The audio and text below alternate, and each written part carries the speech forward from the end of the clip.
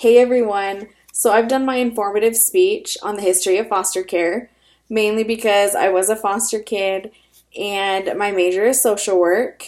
So, as many of us know, foster care is there for children who have been abused or neglected by not only their adoptive parents and biological parents, but sometimes even by their family members that may have stepped up to take care of them. The Annie E. Casey Foundation has an interesting take on this, and they have defined foster care as a temporary living situation for children whose parents cannot take care of them and whose need for care came to the attention of child welfare agency staff. Now, foster care has been around for centuries. This was something that I also found very interesting. Foster homes have been believed to be found in the Old Testament. Children at this time in the Old Testament were boarded by worthy widows. And the National Voice of Foster Parents states that care originated in 1562, though, which goes against the theory that it was stated in the Old Testament. In 1562, it was the English Poor Law, and the English Poor Law is where kids were put into homes with indentured service until they became of an age where they could take care of themselves. Now, indentured service is an agreement where they would sign contracts and they would work until that age on their contract. And then at the age where their contract was fulfilled, they would then receive either a fare to go into America or another state or well, not a state, but like Ireland or another country, or receive money to take care of themselves. They would also sometimes learn a trade. That way they could take care of themselves. It was also known as indentured slavery as well.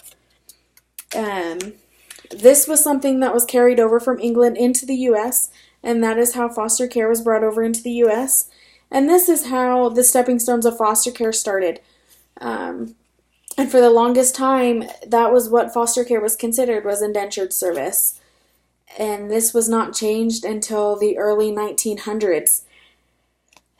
Even in the 1800s, when the churches stepped in, it was still indentured service. This is a picture of what they called an orphan train. The Children's Aid Society, that was founded by Charles Loring Brace, was organized by a church. Charles Loring Brace was a pastor who had an enormous belief that children were the forefront of America and they were to be upheld in the highest and foremost of ways. He thought that they needed to be taken care of. A quote from him is that institutional care stunted and destroyed children. He thought that they needed to be taken care of. A lot of times at this time, children were institutionalized if they had no families or if they were abused because there was just nowhere for them to go.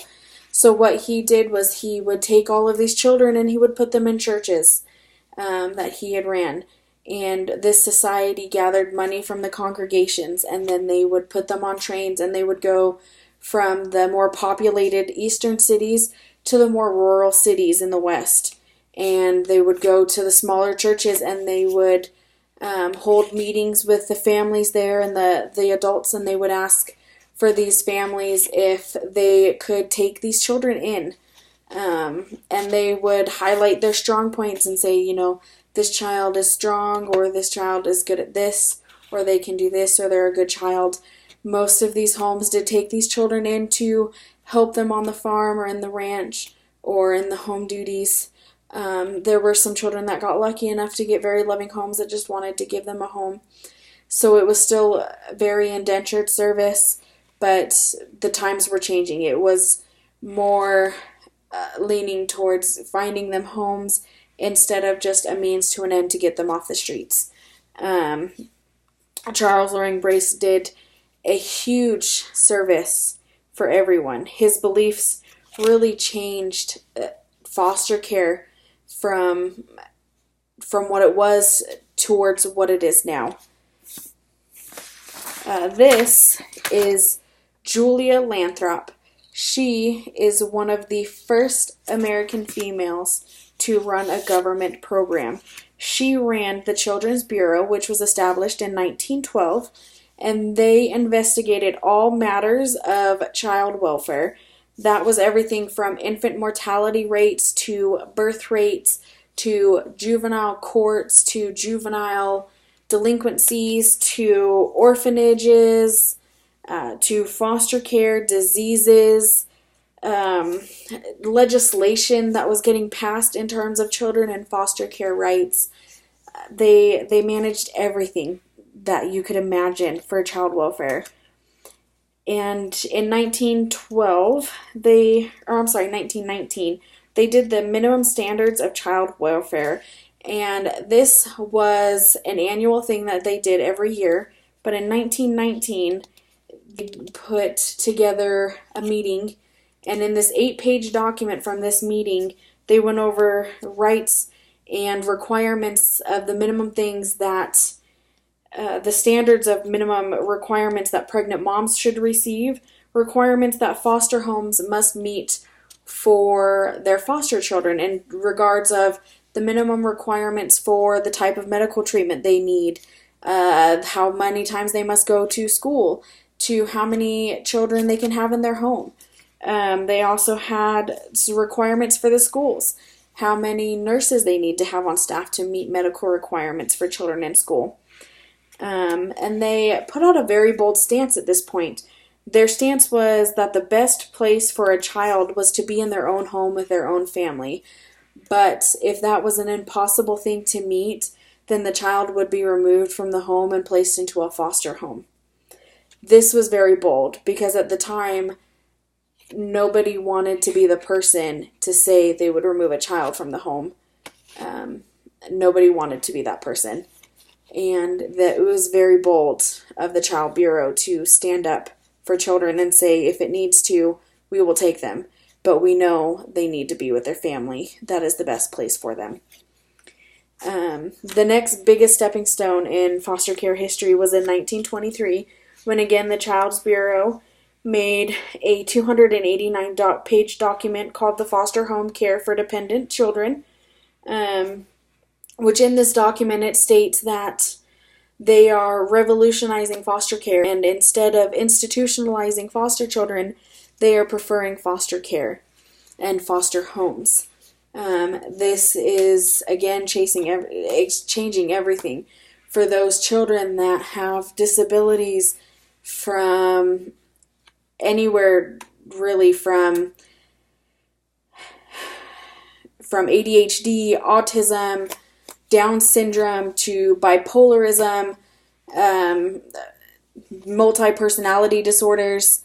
They are no longer being institutionalized. They are wanting them to be placed in specialized foster homes. That way they are in a home environment. They are getting to be part of a family. They are not getting put in a hospital. All of these historical events have shaped foster care to what it is now. It has shown the world what foster care needs to be. It has put in place the background checks, the licensing, the trainings, the home visits, the CPR trainings, the strict guidelines and requirements that the state require for foster care. It has revolutionized how the world sees what foster care can be, what it should be, and what it will be in the future. To end, Foster Moore says, foster care can provide shelter, love, and the time necessary for the family to be able to start the reunification process. Thanks for listening. Y'all have a good day.